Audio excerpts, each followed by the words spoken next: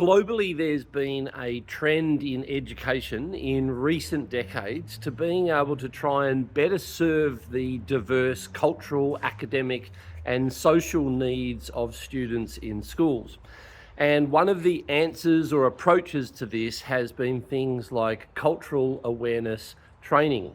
And while cultural awareness training has got great utility in making sure that educators understand the true history of the country in which they live and work, one of the limitations of it has been the fact that, well, you can be culturally aware and potentially do nothing with that information at all.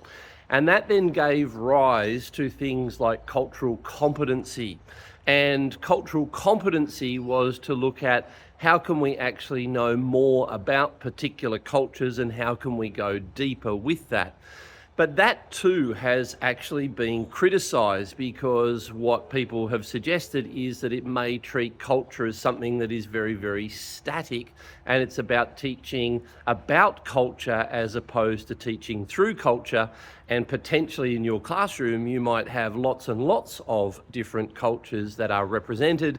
And is it actually fair and reasonable to expect that an educator is competent across all of them?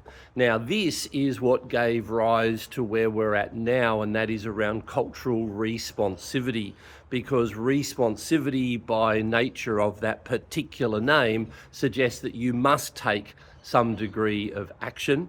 There is also a fluidity to this in that this is something where you look to learn, you need to relearn, you need to unlearn so that it doesn't become something that is static.